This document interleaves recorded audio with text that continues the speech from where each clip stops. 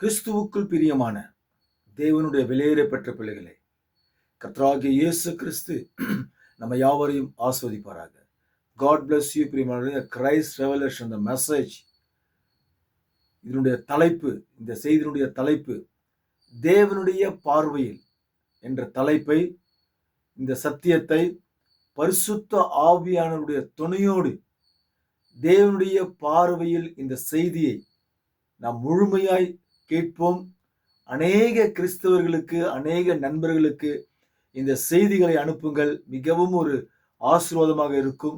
ஆகவே இந்த Christ revelation the message வருகிற எல்லா சத்தியமும் தேவன் கொடுக்கிற சத்தியம், தேவனுடைய ஆவியானவர் பேசுகிற வார்த்தைகளை தான் அதிலிருந்து எடுத்து பரிசுத்தாவி துணையோடு நான் உங்களிடத்துல பேசிக் கொண்டிருக்கிறேன். ஆகவே இந்த செய்தி மிகவும் அற்புதமான ஒரு செய்தி. தேவனுடைய பார்வையில் என்ற செய்தியை நீங்கள் முழுமையாய் பார்த்து தேவனுடைய ஆசீர்வாதங்களை முழுமையாய் நீங்கள் பெற்றுக்கொள்ளுங்கள். நம்ம செய்தி கொடுத்து சொல்வோம்.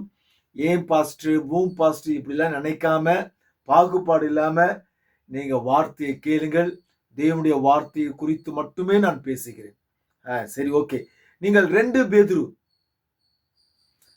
பேதுரு 3ஆம் அதிகாரம் 8ஆம் வசனத்தை நீங்கள் பாருங்கள். 2 பேதுரு 3ஆம் அதிகாரம் 8ஆம் வசனம். அங்கே மிகவும் அற்புதமான ஒரு வார்த்தை சொல்லும். பிரியமானவர்களே, கர்த்தருக்கு ஒரு நாள் 1000 வருஷம் போலவும், 1000 வருஷம் ஒரு நாள் போலவும் இருக்கிறதென்று இந்த ஒரு காரியத்தை நீங்கள் அறிந்திருக்க வேண்டும் என்று பேதுரு அவர் வாயை திறந்து அந்த சத்தியத்தை பேசுகிறார்.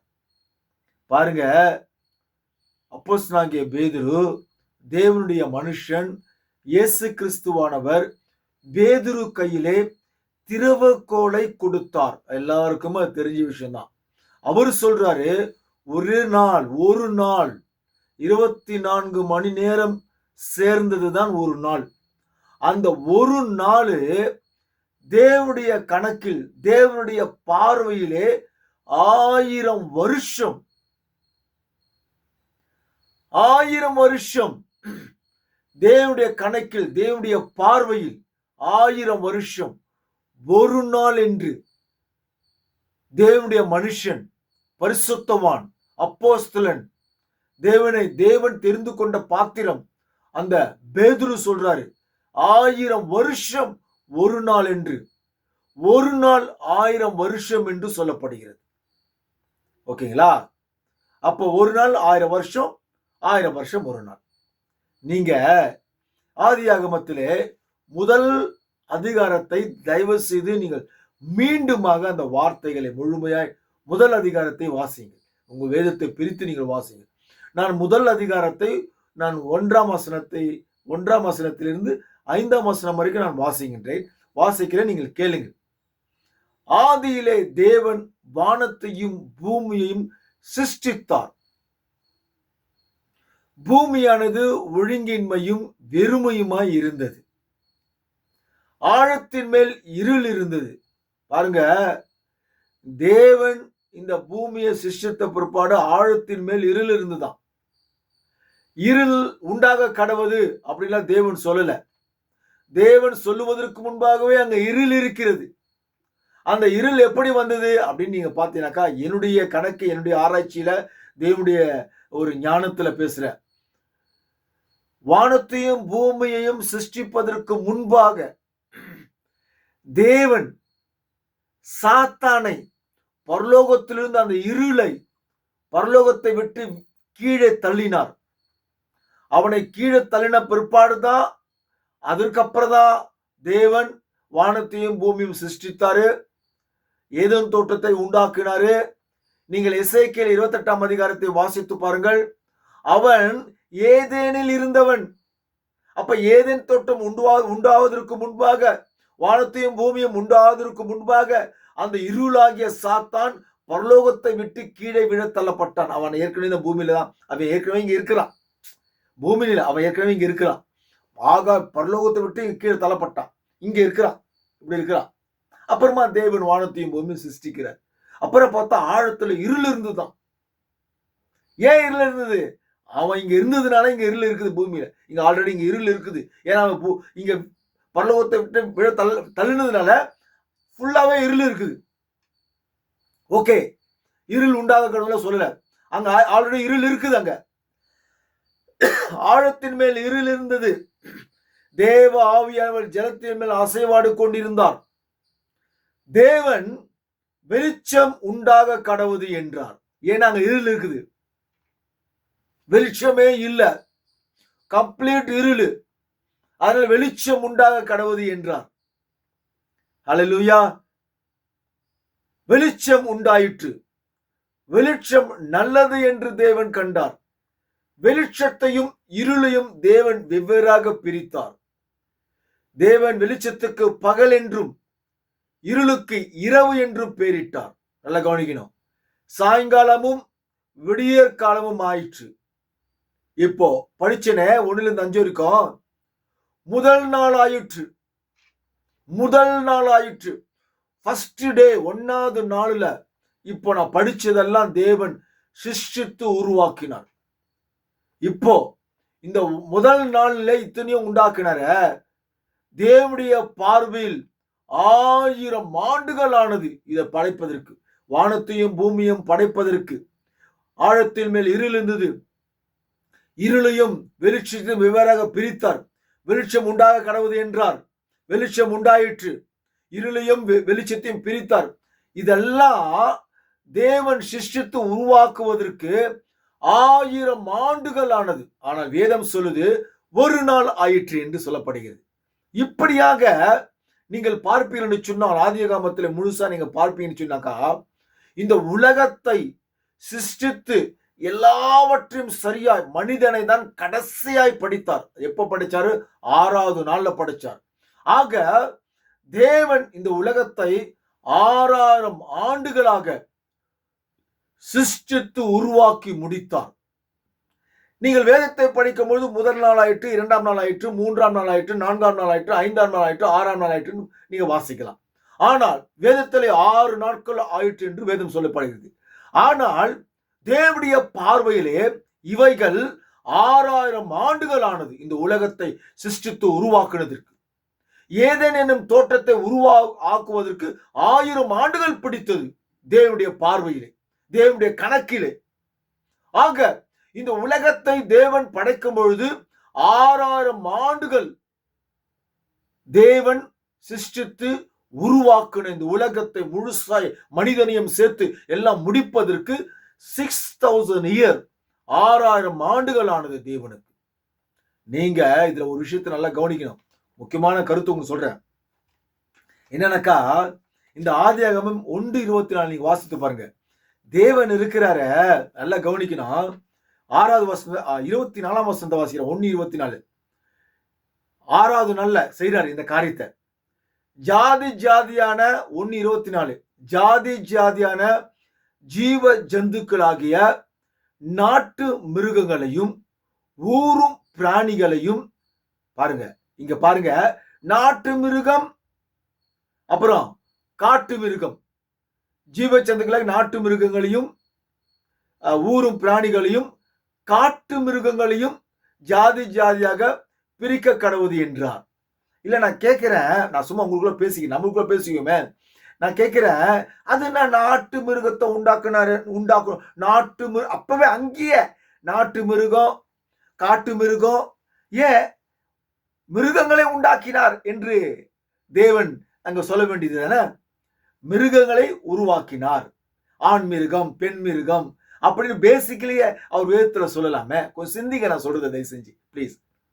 ஆனா அங்க சொல்றாரு பாருங்க, படைக்கும் போதே, சிருஷ்டிக்கும் போதே, உருவாக்கும் போதே நாட்டு மிருகத்தை தனியா உருவாக்குறாரு, படைக்கிறாரு, சிருஷ்டிக்கிறாரு.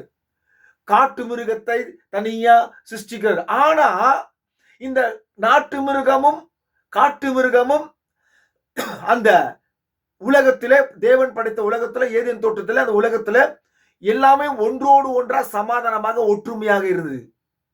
என்னுடைய கேள்வி என்னன்னாக்கா, எதற்காக தேவன் அப்படி படைக்கணும்? சமமா படைக்க வேண்டியதுதானே? அங்கதான் விஷயமே இருக்குது. பாருங்க, மனுஷன் அதுக்கப்புறம் படிச்சீங்கன்னா மனுஷனை கடைசியா மனுஷனை சிருஷ்டித்து உருவாக்குறாரு. அதோட முடிஞ்சு போச்சு அவருடைய படைப்பு, அதோட முடிஞ்சு போச்சு அவருடைய சிருஷ்டிப்பு, எல்லாம் அதோட முடிஞ்சு போச்சு. அதுக்கு மேல ஒண்ணுமே இல்லை. அதுதான் கடைசி சிருஷ்டிப்பு. தேவன் மனிதனை சிருஷ்டித்தது தான் கடைசி சிருஷ்டிப்பு. புரிஞ்சுதா? 6000 ஆண்டுகள்ல தான் அது செய்யறாரு. ஆனா தேவன் பாருங்க, காட்டு மிருகம் நாட்டு மிருகம் தனியாக பிரிக்கிறாரு. ஆனா அது ரெண்டுமே ஒன்னாதான் இருக்குது. அங்கேயே பிளான் பண்ணிட்டார் தேவன். பாருங்க, இந்த உலகத்தை சிருஷ்டிப்பதற்கு முன்பாக, ஏற்கனவே இந்த உலகத்தை சிருஷ்டிப்பதற்கு முன்பாக தேவன் பரலோகத்தில் இருக்கும்போதே இந்த உலகத்தை குறித்து எப்படி உருவாக்க வேண்டும், எப்படி படைக்க வேண்டும், நாட்டு மிருகம் உண்டாக்கணும், காட்டு மிருகம் உண்டாக்கணும், ஊரும் பிராணிகளை உண்டாக்கணும், இப்படியாக தேவன் தன்னுடைய சிந்தையிலே அவர் ஆல்ரெடி இப்படி படைக்கணும், ஆதாமை ஆணும் பெண்ணுமாக படைக்கணும். இப்படி நம்ம படைச்சோம்னா அப்ப இப்படி மாறும். பாருங்க, ஒரு மனுஷனுடைய வாழ்க்கை எப்படி இருக்க வேண்டும், ஒரு மனிதன் இந்த உலகத்துல எப்படி நடந்து கொள்ள வேண்டும், ஒரு மனிதன் இந்த உலக குடும்பத்தை எப்படி நடத்த வேண்டும் என்று எல்லாம் இந்த பைபிள்ல பரிசுத்த வேதாகமத்தில் அடங்கிவிட்டது. இந்த உலகம் முழுவதும் இந்த பரிசுத்த வேதாகமத்தில் அடங்கிவிட்டது. ஒரு மனிதனுடைய வாழ்க்கை முழுவதும், இந்த உலகத்தில் இருக்கிற ஒவ்வொரு மனிதனுடைய வாழ்க்கை முழுவதும், கணவன் மனைவி எப்படி இருக்க வேண்டும், ஒரு மனிதன் இந்த பூமியில எப்படி இருக்க வேண்டும், ஒரு மனுஷி இந்த பூமியில எப்படி இருக்க வேண்டும், எல்லாமே இந்த பைபிள்ல வந்து விட்டது, இந்த உலகத்திலே வந்து விட்டது.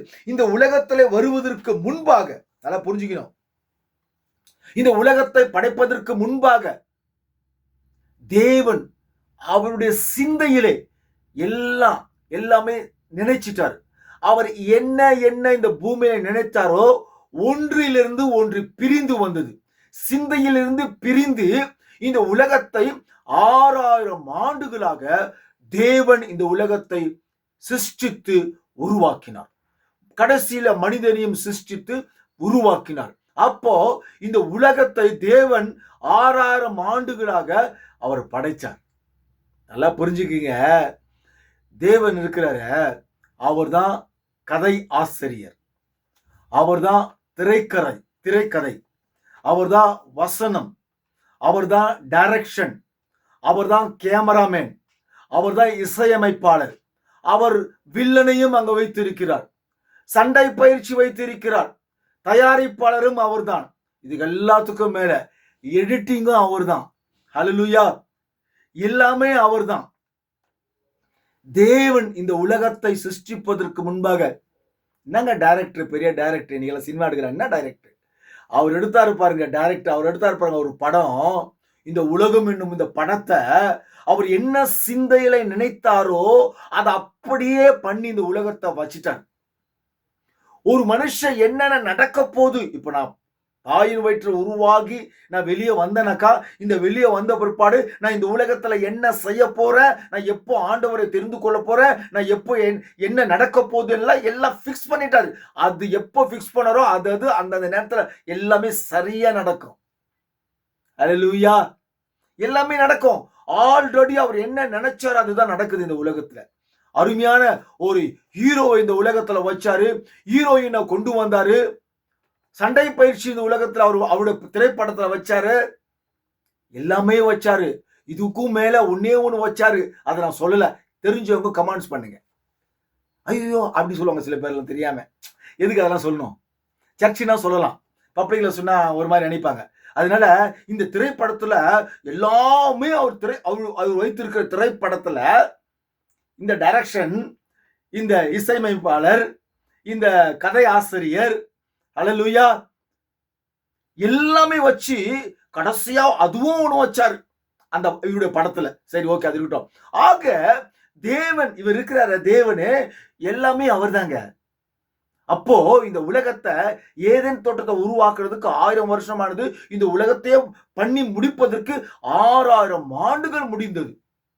ஆனால் வேதம் சுருக்கமா சொல்லிடுச்சு, என்ன சொல்லிடுச்சு, 6 நாட்கள்ல முடிச்சாரு அப்படின்னு. ஏன்னாக்கா அவருடைய பார்வையில 6000 ஆண்டுகள், ஒரு நாள் 1000 வருஷம், 1000 வருஷம் ஒரு நாள். அதை நீங்க புரிஞ்சுக்கணும். சரிங்க, ஓகே. ஆதாம் வந்தாரு. அவரு என்ன டைரக்ஷன், என்ன கதை ஆசிரியர் என்ன பண்ணாரோ, என்ன எழுதினாரோ அதன் பிரகாரம் இந்த உலகத்துல எல்லாமே சரியா நடந்துனே வந்தது. பாவம் வந்துருச்சு. ஓகே, நான் ஷார்ட்டா சொல்றேன், ரொம்ப அதிகமா பேசல. பாவம் வந்துருச்சு. இப்போ இந்த மனுஷன் மறிக்க கூடாதுன்னு அவர் நினைச்சாரு.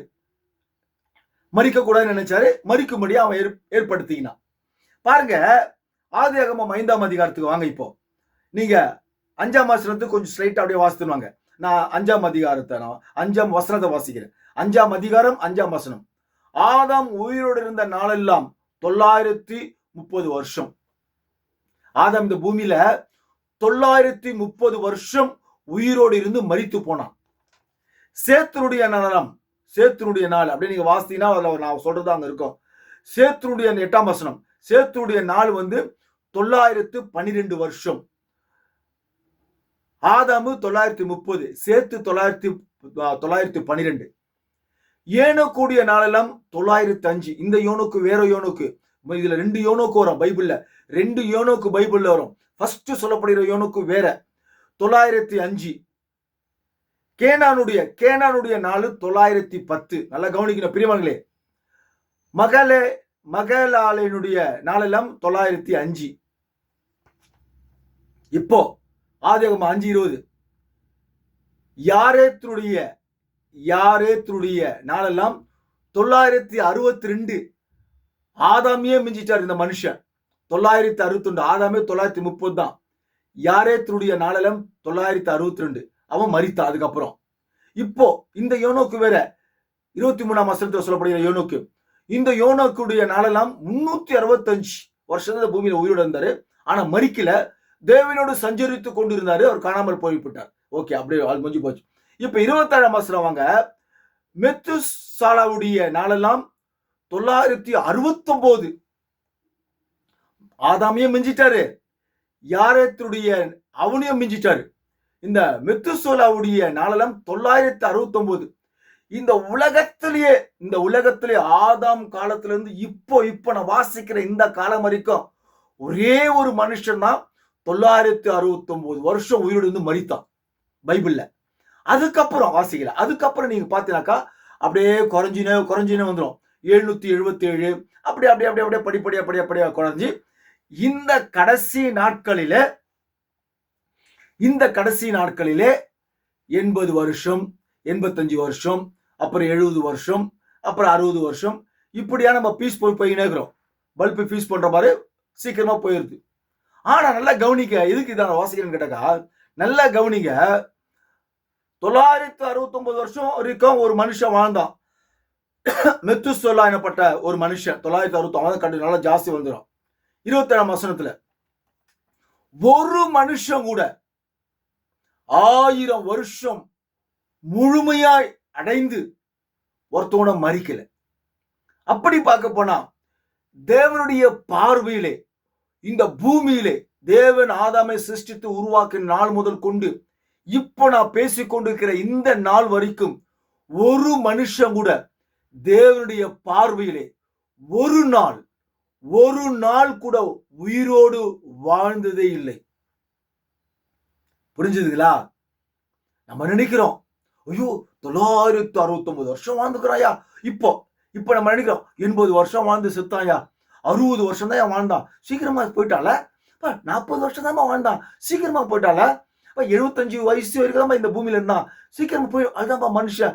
75 வருஷம், 80 வருஷம், 60 வருஷம்.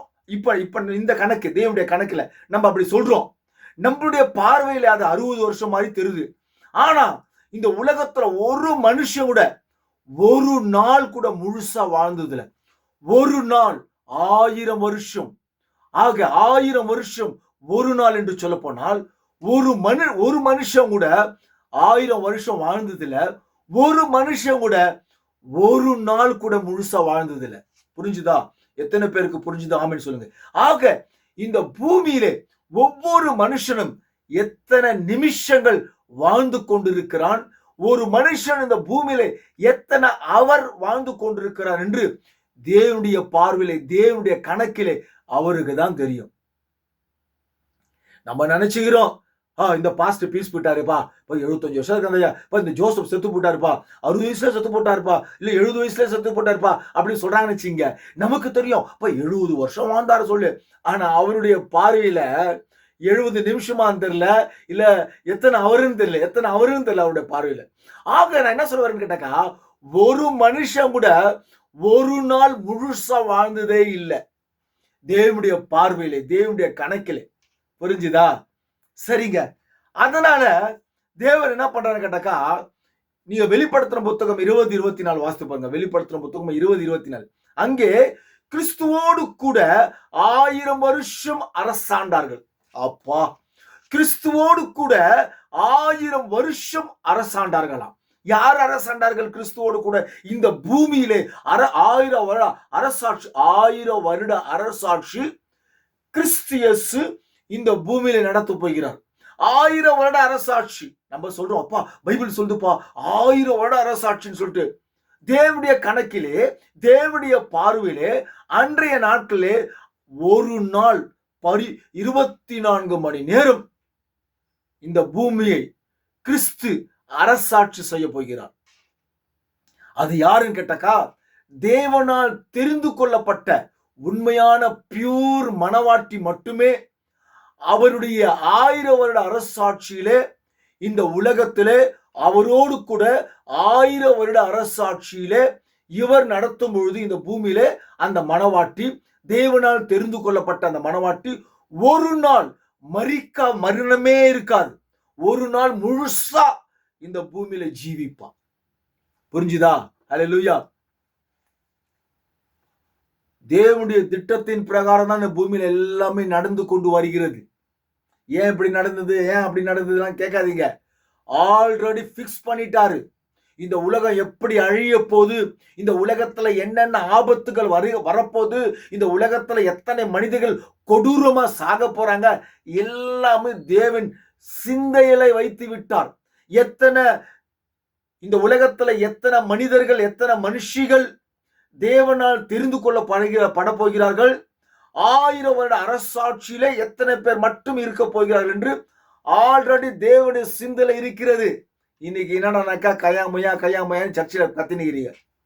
பாருங்க, அந்த 1000 வருட அரசாட்சியிலே ஒரு நாள் முழுசா அவரோடு அரசாட்சி செய்ய வேண்டும் என்று சொன்னால், அவரோடு இருக்க போகிறோம் என்று சொன்னால், இந்த பூமியிலே ஒவ்வொரு மனுஷனும் ஒவ்வொரு மனுஷையும் எப்படிப்பட்ட வாழ்க்கையை நீங்கள் வாழ வேண்டும் என்பதை தயவு செய்து சிந்தித்து பாருங்கள். சில பேர்லாம் சொல்லுவாங்க, செத்துட்டாங்க போங்க அப்படின்னு சொல்லிட்டு அறியாமல் பேசுகிறார்கள். ஹல்லேலூயா. செத்துட்டாதாங்க வாழ்க்கையே இருக்குது. இப்போ தேவன் படைச்ச இந்த வாழ்க்கை ஒண்ணுமே இல்லைங்க. எல்லாம் ஆக்டிங், நடிக்கிறோம் நம்ம எல்லாம்.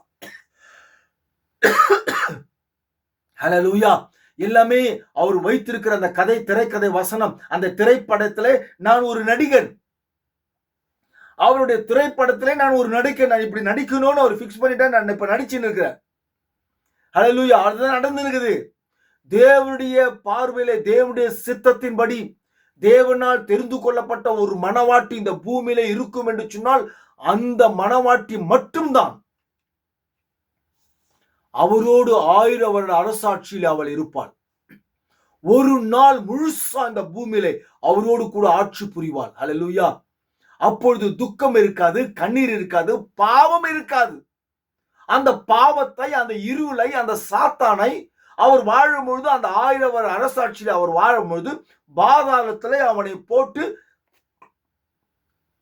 அடைச்சிடுறாரு 1000 வருஷம். அப்புறம் மறுபடியும் வரான். இப்ப நம்ம அந்த சப்ஜெக்ட் வேணாம், பெரிய சப்ஜெக்ட். மறுபடியும் வரான்னு வச்சுங்க, அது பழந்துக்குன்னு அது வந்துடுறான் சாத்தான். ஆனா தேவன் அந்த 1000 வருஷம் முழுவதும் அவனை அடைத்து வைத்திருக்கிறார்.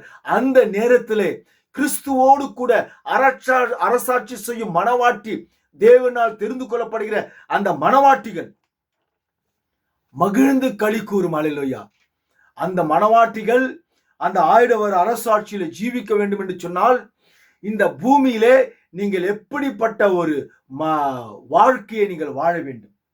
அருமையான இந்த தேவனுடைய மனுஷன், தேவனுடைய தீர்க்கதரிசி, லவோதிக்கேயா சபை காலத்து தீர்க்கதரிசி வில்லியம் மரியன் பிரென்னாம் சொல்லக்கூடிய இந்த மனுஷனுடைய செய்திகளை இந்நாட்களில், இந்த கடைசி நாட்களில் ஏற்றுக்கொள்ளாமல் இருக்கிற மனுஷர்கள் அந்த 1000 வருட அரசாட்சியில் நிச்சயமாய் உண்மையாய் வரவே முடியாது. பிரியமானவர்களே, இல்ல இவரை தெரியல, எனக்கு இவரை யாருன்னே தெரியாது அப்படி முன்னாடி இருக்கிறாங்க பாருங்க அந்த மனுஷர்கள்.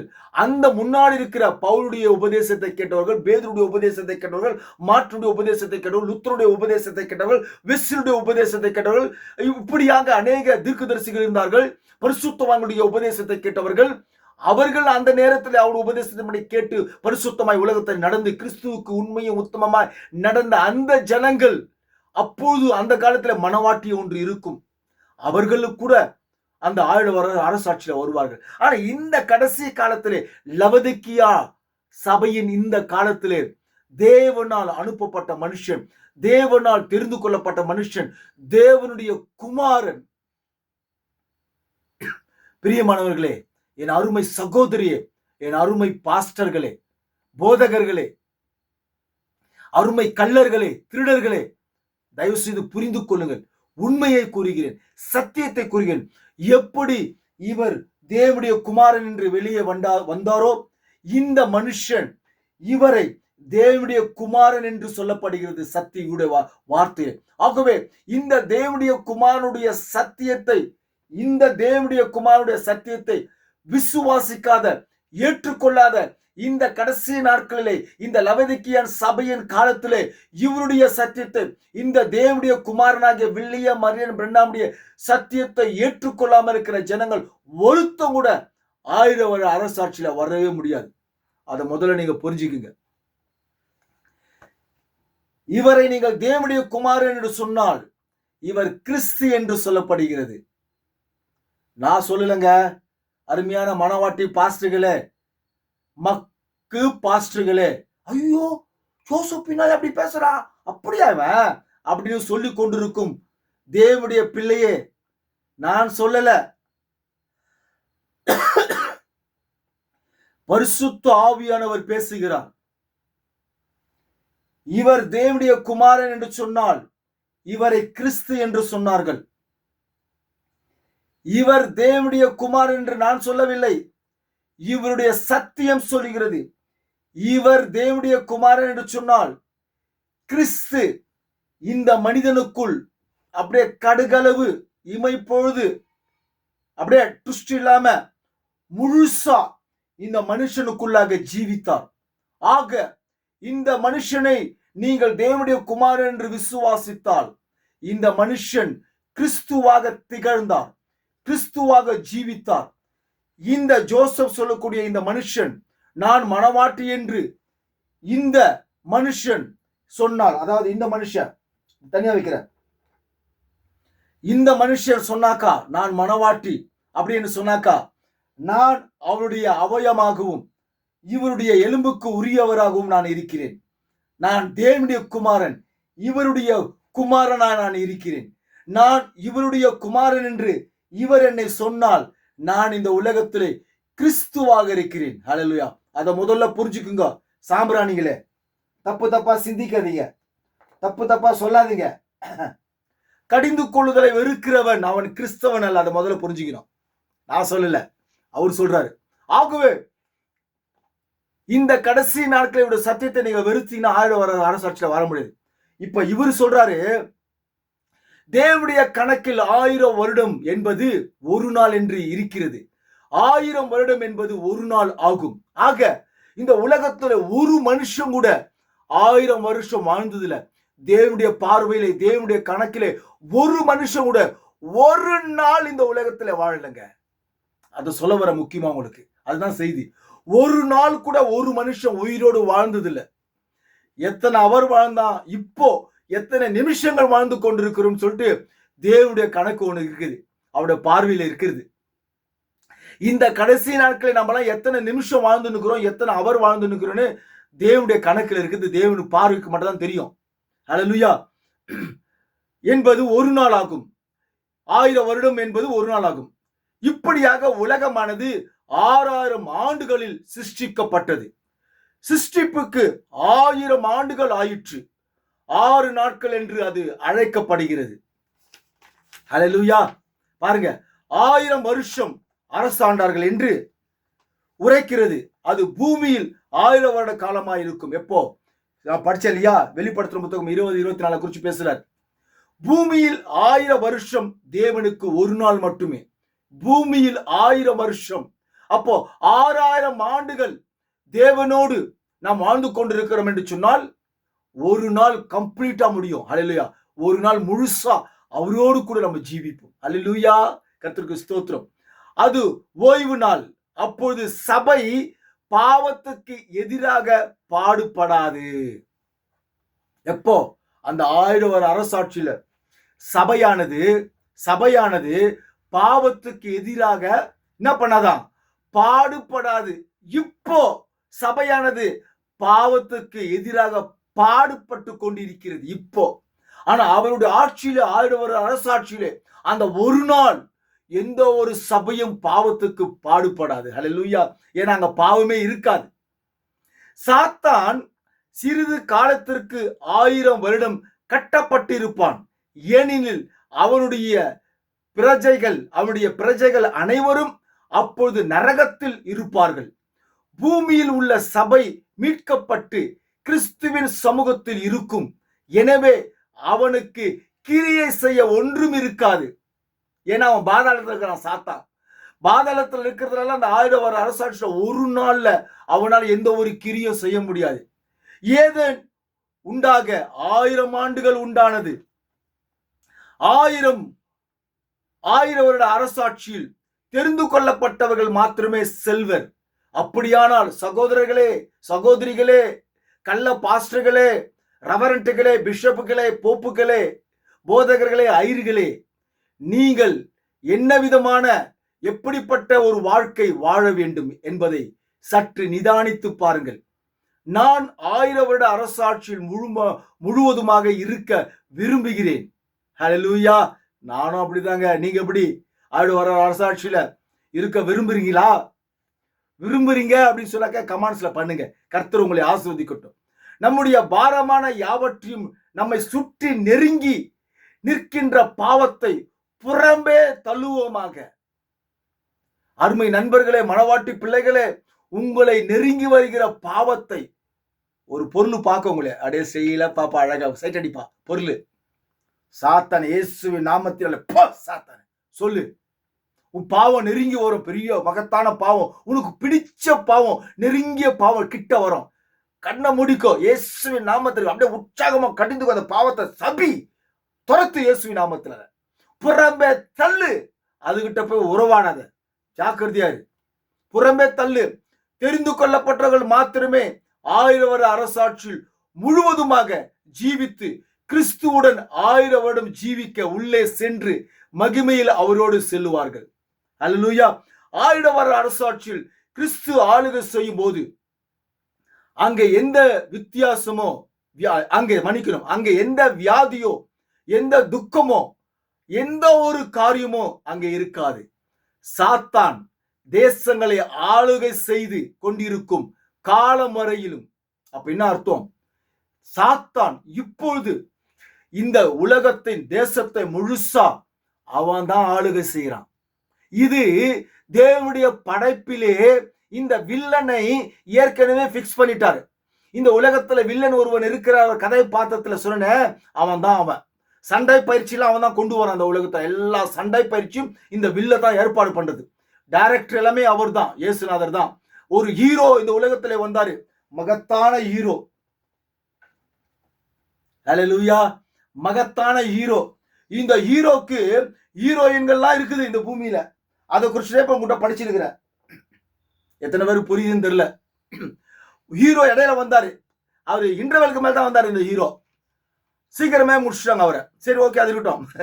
சாத்தான் தேசங்களை ஆளுகை செய்து கொண்டிருக்கும் காலம் வரையிலும், இயேசு வரும் வரையிலும் யுத்தங்களின் செய்திகளையும் இருக்கும். ஹல்லேலூயா. அருமையான தேவனுடைய விலையேற பெற்ற பிள்ளைகளே, எந்த ஒரு மனுஷனும் தேவனுடைய பார்வையிலே ஒரு நாள் கூட முழுசா உயிரோடு வாழ்ந்ததில்லை. எல்லாமே பாதிலேயே பீஸ் போய் நேக்குது. ஹalleluya. எல்லாம் பொட்டுக்குது, பாதிலேயே பொட்டுக்குது. 1000 வருஷம் கூட ஒருத்தன் கூட வாழல. ஹalleluya. 969 வருஷம் ஒரே ஒருத்தன் மெத்துசேலாவுடைய நாட்கள் எல்லாம் பார்த்தீங்கன்னா 900, அவங்க கூட 1000 வருஷம் ஆல்மோஸ்ட் கிட்ட வந்துட்டான். அதுக்குள்ளேயே அவன் மரித்து போய்விட்டான். பாருங்க, அப்போ அவன் கூட ஒரு நாள் கணக்குல வரல. இந்த பூமியில ஒருத்தன் கூட ஒரு நாள் முழுசா உயிரோடு தேவனுடைய பார்வையில் இருந்தது இல்லை. ஹalleluya. God bless you பிரியமானவர்களே. கடைசி காலம் தேவனோடு 1000 வருட அரசாட்சியில் நாம் ஜீவிக்க வேண்டும் என்று சொன்னால், பாவமில்லாத அந்த உலகத்திலே நாம் 1000 வருடம் ஜீவிக்க வேண்டும் என்று சொன்னால், தேவனுடைய கணக்கிலே 1000 வருடம் என்பது ஒரு நாள் என்று சொன்னால், அந்த ஒரு நாள் 24 hours, ஒரு நாள் முழுசா தேவனோடு ஜீவிக்க வேண்டும், தேவனோடு வாழ வேண்டும் என்று சொன்னால், இந்த உலகத்தில் நீங்கள் எப்படிப்பட்ட வாழ்க்கையை வாழ வேண்டும் என்பதை சற்று நிதானித்து பாருங்கள். God bless you பிரியமானவர்களே. கர்த்தர் உங்களையும் அடியனையும் கர்த்தர் ஆஸ்வதிப்பாராக. புதிய செய்தியோடு சந்திக்கிறேன். God bless you. எனக்காகவும் ஜெபித்துக் கொள்ளுங்கள் தயவு செய்து. God bless you.